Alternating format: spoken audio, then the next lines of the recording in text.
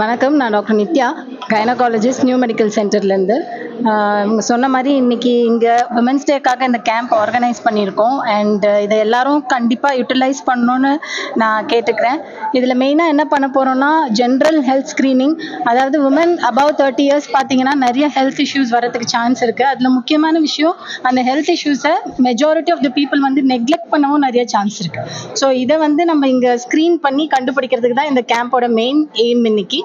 And இவங்களுக்கு போலீஸ்னு எடுத்துக்கும் போது ஜென்ரலி அவங்களோட ஒர்க் ஸ்கெட்யூல் ரொம்ப ஹெக்டிக்காக இருக்கிறதுனாலையும் அவங்க இது மாதிரி இக்னோர் பண்ணுறதுக்கு நிறைய வாய்ப்பு இருக்குது. அதனால் இந்த ஸ்க்ரீனிங் ப்ரோக்ராமை நீங்கள் யூஸ் பண்ணி அட்லீஸ்ட் உங்களுக்கு இனிஷியலாக என்ன பண்ணணுன்றதை நாங்கள் சொல்வோம். எல்லாமே இங்கே பண்ண முடியும்னு நான் சொல்லலை, பட் சில இன்வெஸ்டிகேஷன்ஸ் பேசிக்காக பண்ணுறது இங்கே பண்ணிவிட்டு ஃபர்தர் எவாலுவேஷன் யாருக்கு தேவைன்றதை கண்டுபிடிக்கிறது தான் இந்த ஸ்க்ரீனிங் ப்ரோக்ராமோட எய்ம். ஸோ எல்லாரும் இதை யூஸ் பண்ணிக்கோங்க. தேங்க்யூ. பாதிப்புன்றதை விட பாதிப்பு வரத்துக்கு முன்னாடி கண்டுபிடிக்கிறதுக்கான டெஸ்ட்டே நிறைய இருக்குது. ஜென்ரலாக உமனுக்கு 30 வயசுக்கு மேலே பண்ண வேண்டிய ஸ்க்ரீனிங் ப்ரோக்ராம்ஸ், கேன்சர் டெஸ்ட், இந்த வேக்சினேஷன் சொல்கிறோம் இல்லையா, சில தடுப்பூசி, கேன்சர் தடுப்பூசி இதெல்லாம் போட்டுக்க வேண்டியது இருக்குது. இதை பற்றி தான் மெயினாக எஜுகேட் பண்ண வந்திருக்கும். பட் போலீஸ்னு ஸ்பெசிஃபிக்காக ஹெல்த் ப்ராப்ளம்ஸ்னு நம்ம சொல்ல வரதில்லை.